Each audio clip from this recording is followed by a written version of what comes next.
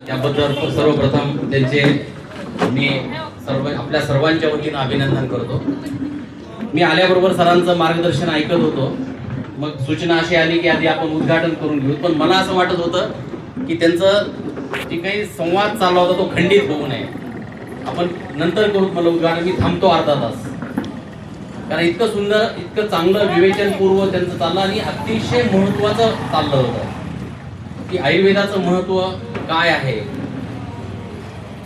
IMCचा role किंवा IMC जो भारतामध्ये आता सध्या जे काही रोल निभावत आहे ती किती काळाची गरज आहे, ती काळाच्या कसोटीवर किती सत्य ठरलेलं आहे,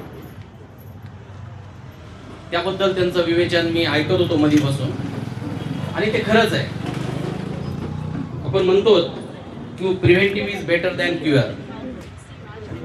रोग होऊ नये यासाठी प्रतिबंधात्मक उपाय करणं खूप गरजेचं असतं.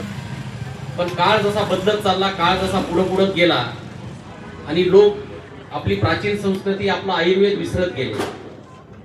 माझ्या आजीचा जो बटवा होता तो मागं पडला, कालबाह्य झाला.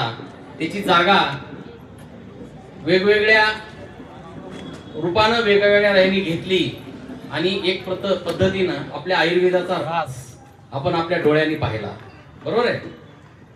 मला आठवतंय, मी लहान असताना शाळा सुटून आलो, 3री 4थीला असताना, की माझी आजी मला खरवस द्यायची, इरजण घालायची लहानपणी.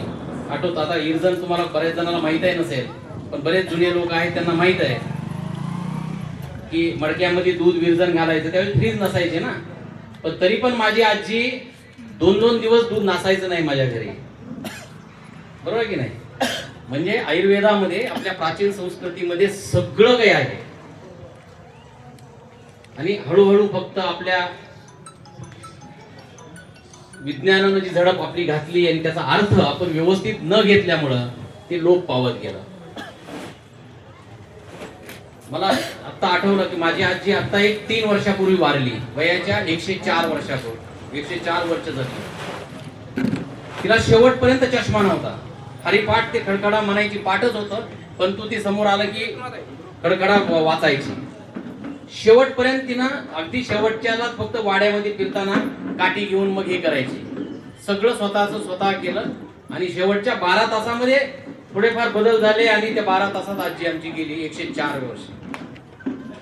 आज 32व्या वर्षी, 35व्या वर्षी आपण शुगर, BP आणि काही कॅन्सरच्या गाठी शरीरात घेऊन जगतो की जे आपल्याला माहीतच होत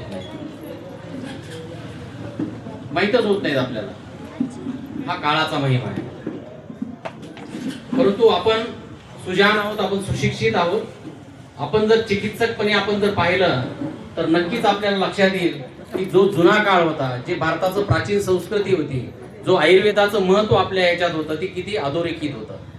आता त्यांनी लसणाच्या पाकळीबद्दल सांगितलं होतं आणि ते सत्यच आहे, एकदम सत्य आहे. मी आज सास्तूरमध्ये स्पर्श ग्रामीण रुग्णालयाच्या माध्यमातून काम करत असताना, स्पर्श तर एक हॉस्पिटल आहे लोकांच्या सेवेसाठी. भूकंपानंतर विपुला कादरी मॅडमनी एक उभारलेलं मंदिर आहे आरोग्याचं, जिथं ग्रामीण भागातल्या माय माऊल्यांना उपचार चांगला व्हावा, सल्ला चांगला मिळावा, त्यांचे 4 पैसे वाचावेत, हाच त्याच्या मागचा उद्देश आहे. आणि विपुला कादरी मॅडमनी जी काही आम्हाला शिकवलं, जे सांगितलं, त्याच पावलावर आम्ही पाऊल ठेवत आज जवळपास 25 वर्ष स्पर्शच्या माध्यमातून आम्ही आरोग्याच्या सेवा, आरोग्य शिक्षण आणि गरज तिथं आरोग्याची क्लिनिकल उपचारात्मक सेवा आम्ही तिथं देतो.